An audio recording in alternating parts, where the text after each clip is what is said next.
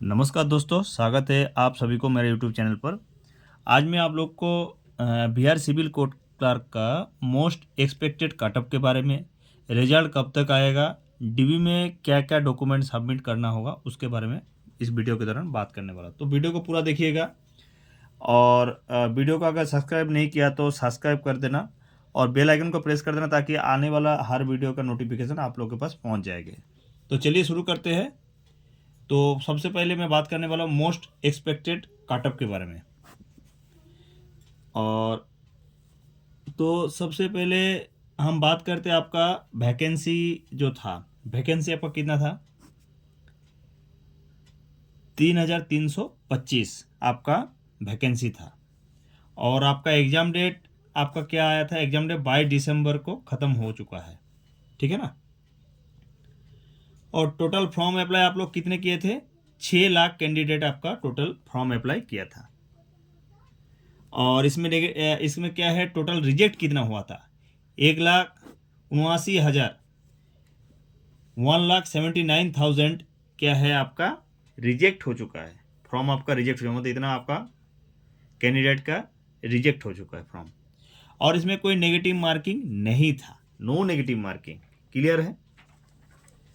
तो रिजल्ट का बात करें तो आप लोग का लगभग होली के समय तक आ सकता है। 13 से 16 तारीख के अंदर आने का संभावना है। और मेंस के लिए बुलाया जाएगा। तो टोटल वैकेंसी आपका 3,325 है।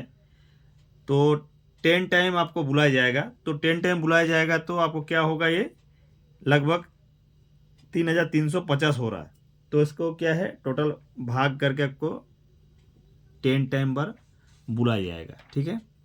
तो अभी हम बात करते हैं किन किन कैंडिडेट को मेंस का तैयारी करना चाहिए और किन को तैयारी नहीं करना चाहिए। तो चलिए बात करते हैं कि मेल फीमेल का एक्सपेक्टेड कटअप के बारे में। तो ये रहा आपका मेल एक्सपेक्टेड कटअप और फीमेल एक्सपेक्टेड कटअप। तो जनरल का कितना बन रहा है आपका? जनरल का हम बात करें तो अगर आपका 62 से 66 बन रहा है तो आप बिल्कुल क्या है, सेफ है। बीसी कैंडिडेट का हम बात करें तो अगर उसका 60 से 63 बन रहा है तो आप बिल्कुल क्या है, सेफ है। ईबीसी के हम कैंडिडेट का बात करें, अगर आपका 56 से 62 बन रहा है तो आप बिल्कुल क्या है, सेफ है। एससी कैंडिडेट का हम बात करें तो उसका अगर 49 से 54 बन रहा है तो बिल्कुल आप क्या है, सेफ है। एसटी कैंडिडेट का बात करें तो अगर 48 से 53 उनका बन रहा है तो वो बिल्कुल सेफ है। ये हो गया आपका मेल का एक्सपेक्टेड कटअप। अभी हम बात करने वाला है फीमेल एक्सपेक्टेड कटअप के बारे में। तो सेम वही है। जनरल का हम बात करें कैंडिडेट का, अगर वो 56 से 58 बन रहा है तो क्या है, बिल्कुल एकदम सेफ है। क्लियर है? बीसी कैंडिडेट का अगर 49 से 54 बन रहा है तो बिल्कुल वो सेफ है। ईबीसी कैंडिडेट का अगर 49 से 52 बन रहा है तो बिल्कुल वो सेफ है। एससी कैंडिडेट का 45 से 48 बन रहा है तो बिल्कुल वो सेफ है। एसटी कैंडिडेट का 43 से 45 बन रहा है तो बिल्कुल वो सेफ है। तो यहाँ तक आपको समझ में आ गया दोस्त। तो ये था आपका most expected cut of male और फीमेल। तो अभी हम बात करने वाले हैं आपका डीबी के समय। डीबी क्या है? डीबी क्या? Document verification.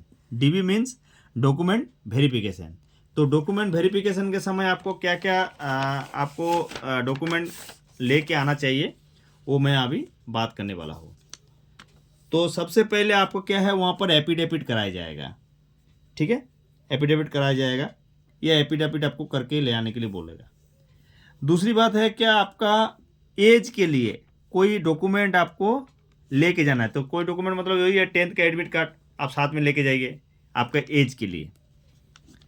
उसके बाद आपका आप लोग आपका पोस्ट वाइज जैसे आप लोग जो जो डॉक्यूमेंट आपने सबमिट किया था वो पूरे डॉक्यूमेंट का ओरिजिनल और जेरॉक्स कॉपी, हर सर्टिफिकेट का 2-2 जेरॉक्स कॉपी आप पक्का लेके जाना। क्लियर है?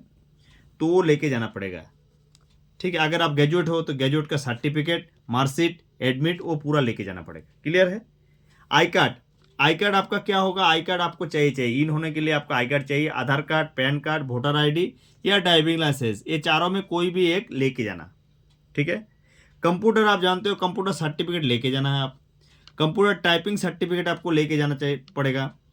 डोमिसाइल सर्टिफिकेट आप कौन सा कास्ट सर्टिफिकेट जिसको बोलते हैं, कास्ट सर्टिफिकेट आप क्या है, जनरल है, ओबीसी है, एसटी है, ईडब्ल्यूएसी, जो भी आप कास्ट के हैं आप कास्ट सर्टिफिकेट 100% लेके जाना। अगर एक्स्ट्रा सर्टिफिकेट है आपके अंदर, एक्स्ट्रा सर्टिफिकेट, आप एक सर्विसमैन हो, आप बीएससी आईटी वाले हो, तो जो भी आपका एक्स्ट्रा सर्टिफिकेट है वो भी ले जाना। क्लियर है। उसके बाद एनओसी जिसका है, जो गवर्नमेंट जॉब कर रहा है, ऑलरेडी कर रहा है, या तो और कोई प्राइवेट सेक्टर में कर रहे हो, तो उसका एनओसी सर्टिफिकेट जो होता है वो आपका नो ऑब्जेक्शन सर्टिफिकेट जिसको कहते हैं, वो पक्का लेके जाना। साथ में 2 recent passport size colour photograph. Clear है। तो ये हो गया आपका डीबी के समय क्या क्या आपको डॉक्यूमेंट लगने वाला है। क्लियर है। तो इस वीडियो यहीं तक, और आगे किसका कोई क्वेरी होगा तो इस कमेंट सेक्शन में जाके ज़रूर बताना। तो चलिए मिलते हैं नेक्स्ट वीडियो के साथ। जय हिंद, जय भारत।